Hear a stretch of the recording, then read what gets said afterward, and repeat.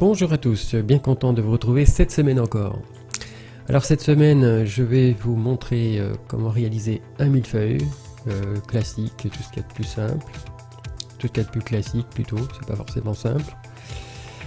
Et je vous invite à aller voir les vidéos concernant la crème pâtissière et la pâte feuilletée classique, de manière à avoir toutes les infos concernant ces deux éléments. Alors une fois que votre pâte feuilletée est réalisée, qu'elle a été faite donc la veille, vous avez une pâte qui est bien fraîche, c'est important pour conserver donc nos feuillets de beurre et de pâte bien séparés, comme je l'ai expliqué précédemment dans ma précédente vidéo, pardon. Donc étalez votre pâte doucement avec voilà, beaucoup de douceur, et ensuite il faut l'étaler sur environ 4-5 mm. Ensuite cette pâte on va la piquer. Alors j'utilise un pique-vite pour cette opération, mais vous pouvez prendre 2-3 fourchettes dans votre main et faire des trous de manière à ce que la pâte feuilletée ne développe pas trop. Oui, c'est un petit peu un paradoxe, puisqu'on fait une pâte feuilletée pour avoir du feuilletage, et on est un petit peu embêté parce que si ça développe de trop, eh bien on va avoir un millefeuille qui va être beaucoup trop épais. Alors pour éviter ça, donc on va le piquer de façon à ce que l'air puisse passer lors de la cuisson, et à ce moment-là ça développe un petit peu moins. Voilà, c'est pareil pour les fonds de tarte, hein. Si vous faites une tarte, des tartelettes, il va falloir aussi le piquer, et de façon à ce que voilà, ça ne développe pas trop aussi. Voilà. Et ensuite, donc, il ne reste plus que à mettre ça sur une feuille de papier cuisson. Et ensuite, recommencer l'opération encore 2 fois, puisqu'on a 3 parties à faire. Alors moi je le fais rond, mais vous pouvez le faire carré, rectangulaire, comme vous voulez.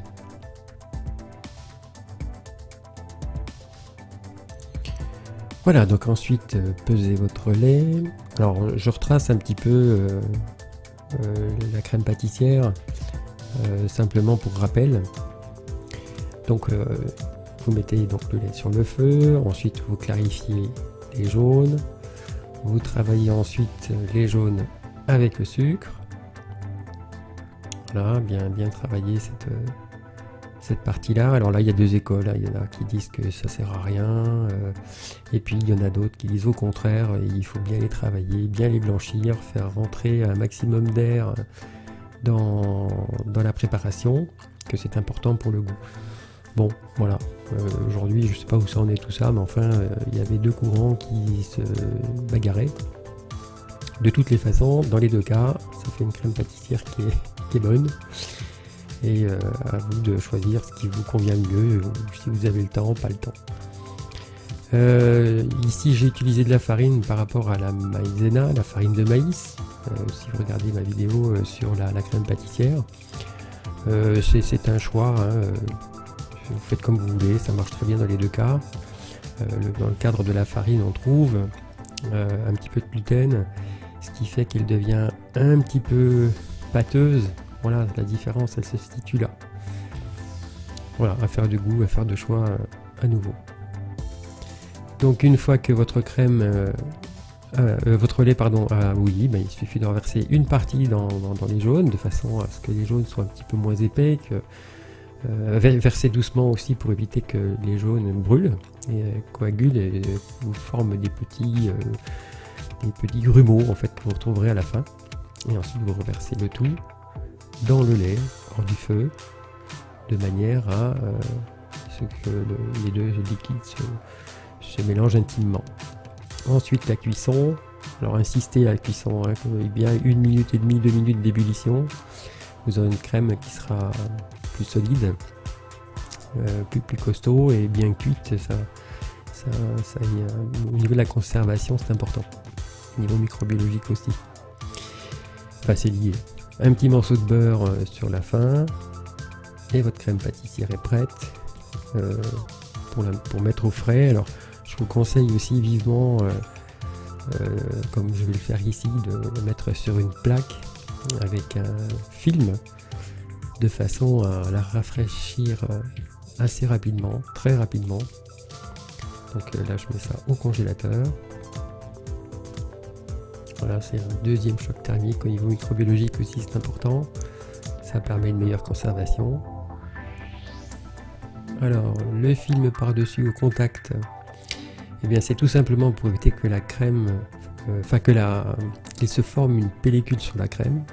Alors bon, j'ai mis du beurre en principe, ça ne fera pas ou peu, mais bon, autant prendre toutes les précautions nécessaires. Voilà, une fois que c'est refroidi, vous voyez, on voit bien que ça se décolle sans problème. Donc ça c'est aussi et surtout grâce à la cuisson, c'est pour ça qu'il faut bien insister. Et ensuite, bon, il suffit de la travailler dans le batteur ou un saladier, c'est de l'huile de coude. Et ensuite bien la travailler pour la relisser à nouveau. Une fois qu'elle est devenue lisse, et bien dressez-la pour faire la première couche de votre millefeuille. Alors j'ai pas parlé de la cuisson. Alors déjà avant de la cuisson, il faut simplement attendre bien 1 heure, 1 heure et demie pour être sûr que vos fonds de pâte feuilletée ne rétrécissent pas. Voilà, et ensuite une cuisson à 200 degrés, une vingtaine de minutes, et vous obtiendrez ce résultat-là. C'est ce que j'ai fait. Voilà, donc j'ai fait des petites boules. Alors ça tient pas trop bien, une pâtissière, c'est pas comme certaines mousses qui ont une bonne tenue. On peut fariner un petit peu plus, mais gustativement c'est moins intéressant. Voilà, alors, là aussi j'ai pas mis d'amande autour, j'ai pas fait, je l'ai voulu simple en fait, que ce soit relativement facile, ou plus facile en fait à faire à la maison. Et vous voyez, enfin, c'est pas très compliqué. Hein. Les parties les plus difficiles en fait c'est la pâte feuilletée. La crème pâtissière en elle-même, elle est, bon, c'est pas non plus quelque chose de très compliqué. On reste un gâteau célèbre. La base, une des bases de la pâtisserie. Voilà, appuyez légèrement, pas trop, hein, parce que sinon évidemment ça tient pas, et vous le mettez au frais, bien minimum une demi-heure, hein, pour que la crème reprenne un petit peu. Alors ensuite, il vous faut faire un cornet. Avec une feuille de papier cuisson, vous faites un triangle, enfin, un triangle rectangle plus exactement.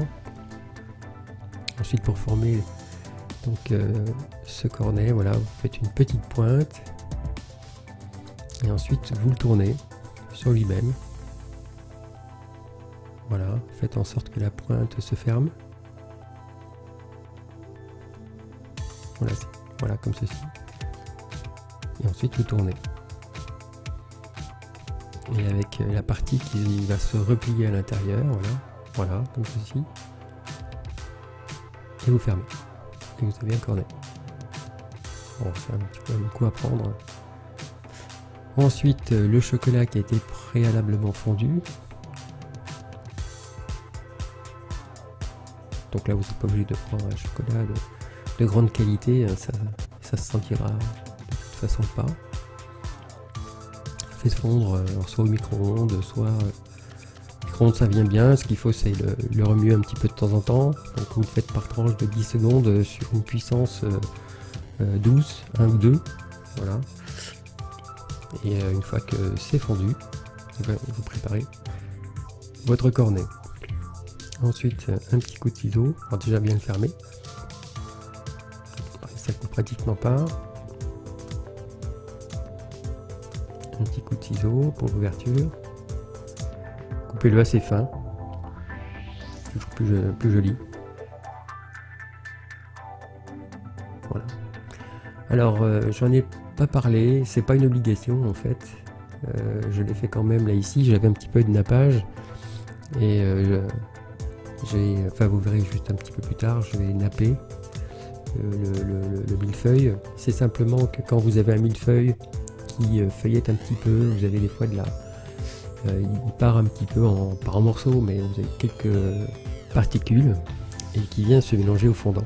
Alors le fondant que je suis en train de chauffer, alors le but c'est de le chauffer, alors pas besoin de thermomètre pour ça, un petit peu chaud, c'est-à-dire que quand vous mettez votre doigt, il faut que ce soit un peu chaud. Voilà. Et donc là je mets le nappage, donc c'est pas une obligation, enfin en fin de compte là, le mien il y a de millefeuille, il part pas, il n'y a pas de particules qui s'en va, rien du tout, c'était pas une obligation. Et voilà, et j'ai rajouté un petit peu d'eau en tout début là, de façon à avoir quelque chose d'assez liquide que je vais pouvoir étaler facilement. Si c'est un petit peu trop épais, on a des soucis après. Vous voyez, on sent bien que c'est assez fluide. Donc il faut tout préparer d'avance. Donc le cornet est prêt, la spatule est prête, le petit couteau d'office est prêt aussi. Vous aurez besoin de ça, donc vous étalez en essayant de ne pas déborder. Parce que là ça se voit du coup. Alors en fait là j'ai eu un autre souci, c'est-à-dire que mon nappage était là. Ouais. Donc c'est un nappage neutre, c'est pas un nappage, c'est pas de la bricotine. Donc en fait il a tendance à, ouais, j'ai du mal à le, ça fait des trous un petit peu sur les côtés. J'aime bien un petit peu parfaire au mieux le tour. Et ensuite avec votre cornet, et ben, vous faites le décor.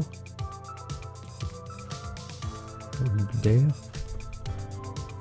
Quand il y a une boule d'air, bah, tout d'un coup ça rompt le filet de chocolat. Évidemment, c'est ce qu'il faut éviter. Donc, globalement, ça se passe plutôt bien. Voilà, et ensuite, avec le petit couteau, vous venez tracer des traits d'abord de l'intérieur vers l'extérieur. Et ensuite, de l'extérieur vers l'intérieur. Alors il faut l'être assez vite hein, parce que le fondant, eh bien, il va sécher rapidement. C'est la partie délicate du millefeuille. Hein. Faut pas tarder. Tout doit être prêt. Une fois qu'on en est là, ben, voilà, c'est terminé. Alors si ça coule un petit peu sur les côtés, ben, vous venez l'enlever de manière à avoir quelque chose, un entremets qui soit le plus net et le plus propre possible, pardon. Voilà, et bien cette vidéo se termine. Bien content d'être avec vous aujourd'hui encore et je vous souhaite une très bonne journée. À très bientôt. Salut!